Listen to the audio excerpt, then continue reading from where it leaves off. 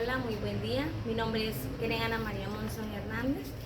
Somos el grupo número 1 y a mí en esa oportunidad me tocó trabajar sobre la técnica de la infografía, sobre las actividades trabajadas en el bloque 1. Primero que nada voy a dar una breve explicación de lo que es la infografía. La infografía es una técnica que nos ayuda a estudiar y sacar ideas principales sobre cualquier tema.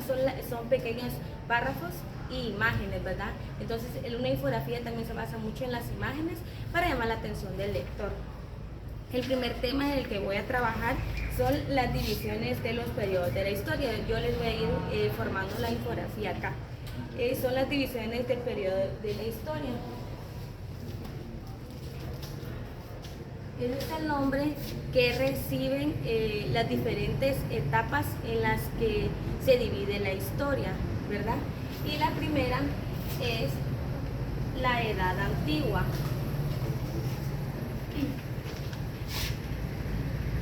La Edad Antigua, que es el periodo de la historia que dice que se inició en la década antes de Cristo, ¿verdad? Durante las escrituras se dio la Edad Antigua.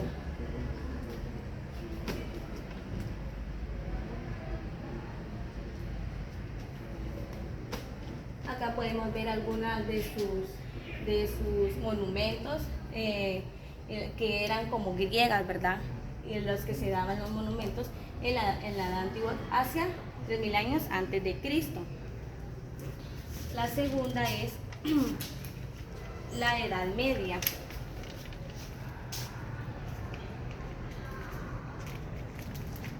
La Edad Media, que comenzó en el año 476 con la desintegración del Imperio Romano en el feudalismo del sistema más característico.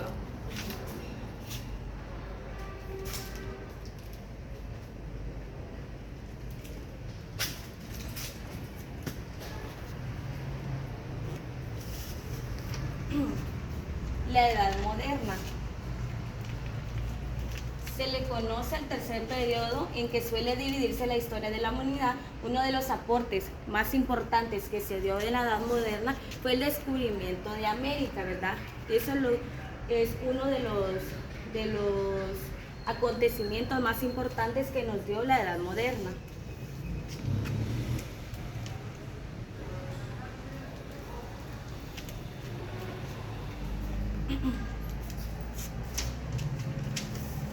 Y la Edad Contemporánea. La Edad Contemporánea dice que es el nombre con el que se designa el periodo histórico entre la independencia de los Estados Unidos o la revolución en un total de 235 años entre 1789 y nuestro presente. Esto se dio, ¿verdad?, durante las guerras, se dio la edad contemporánea se dio durante las guerras.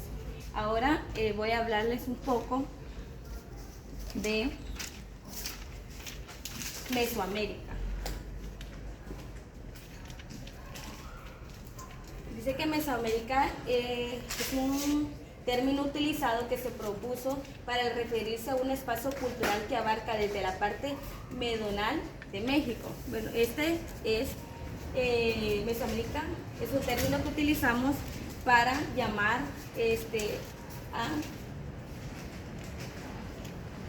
a todas las culturas que abarca, ¿verdad? Que está Guatemala, México, Costa Rica y toda América. Y vamos a hablar sobre las culturas, algunas culturas que abarca Mesoamérica.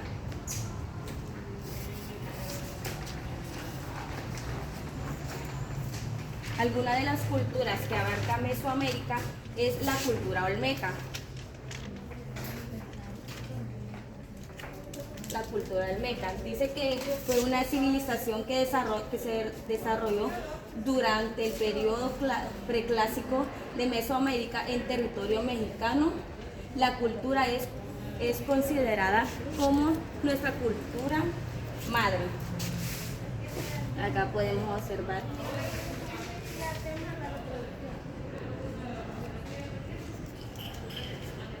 Otra es la cultura huasteca.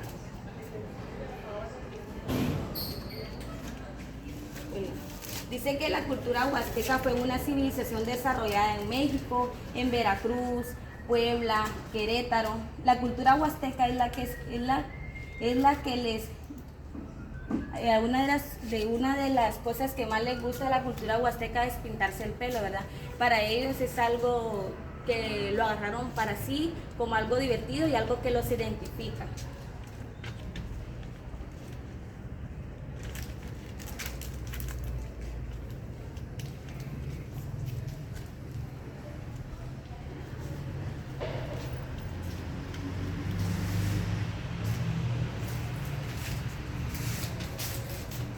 Bueno, voy a hablar sobre la cultura maya también.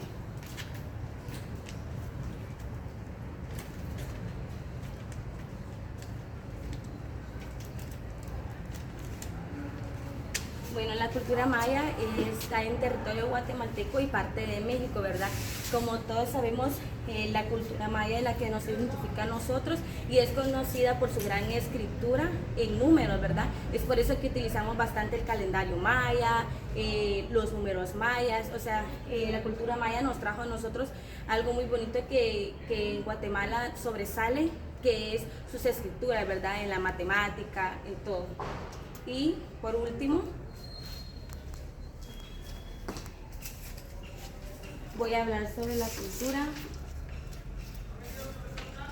cultura zapoteca.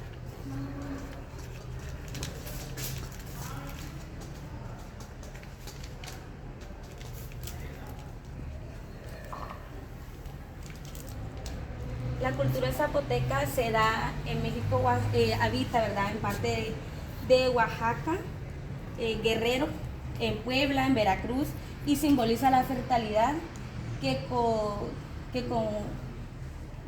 combina los símbolos con la tierra.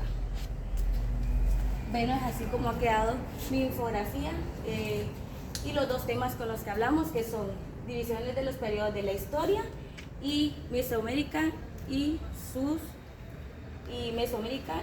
diferentes culturas, ¿verdad?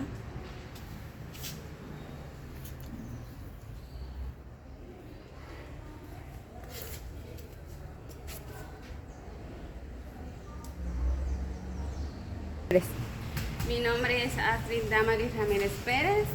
Les voy a hablar sobre el proceso de conquista y colonización de América, capitulación de fases del proceso de conquista y forma de esclavitud y su organización política. El proceso de conquista y colonización de América, junto con los españoles Cristóbal Colón, Pedro de Alvarado, Hernán Cortés y Francisco Hurtado, en el año 1492 vinieron y descubrieron a América. Desde ahí empezó su exploración y conquistaron Chiapas, México, los aztecas y Guatemala. Pedro de Alvarado y Cristóbal Colón quisieron descubrir los cambios económicos, científicos y cambios sociales.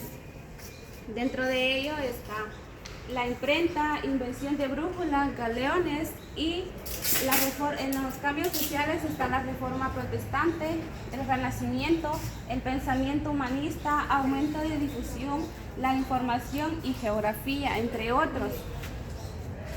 La organización viene de la conquista.